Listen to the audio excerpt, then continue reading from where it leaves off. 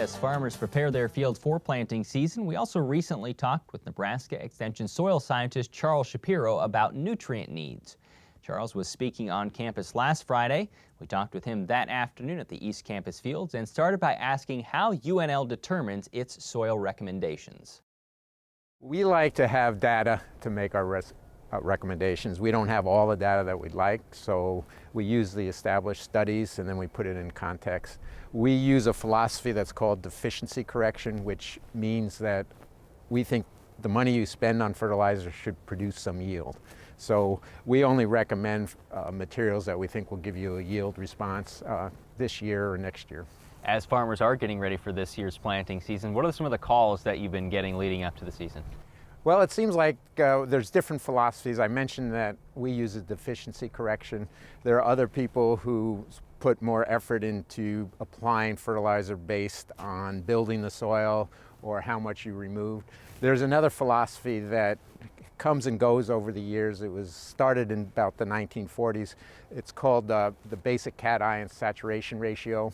And that's where they look at the cation exchange capacity, which is basically the total number of negative charges in the soil. And then they look at how much calcium is on there, magnesium, potassium, and then hydrogen, and they create a percentage. If you have a complete soil test, you've been getting that information all along. But they look at those numbers and say, maybe your percent potassium is too low or calcium is too high, and then they recommend fertilizer based on changing that ratio. What's the pros and the cons to that type of philosophy? It appeals, the concept appeals to the idea that everything should be in balance and that you're not over applying one or the other. But the con has been that the research database, my colleagues in other states who've tested the theory by looking and trying to change different ratios, they don't actually get more yield by moving the potassium ratio from 3 to 4 or anything like that. Basically, our recommendation is to get your pH in line, which is going to lower your hydrogen percentage, and then look at each individual nutrient. We have soil tests for N, for P, K, zinc, and if they're low, take the prescription. It's kind of like giving you a vitamin for vitamin deficiency, not a multivitamin, just so you don't have to worry about which vitamin to take. So I think you kind of answered this already, but with higher priced inputs and lower commodity prices, should farmers approach nutrients differently this year?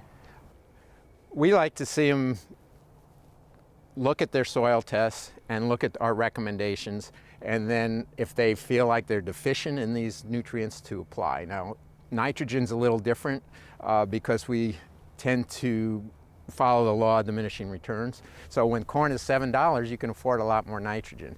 Now that corn is maybe half that, our analysis is that you have less room for making an error because over applying is going to cost you more money. And so this would be the year where you maybe move back a little bit on nitrogen. On the phosphorus side, if you already have a medium amount in your soil, you can skip a year, wait for a year where it's cheaper, and put it on.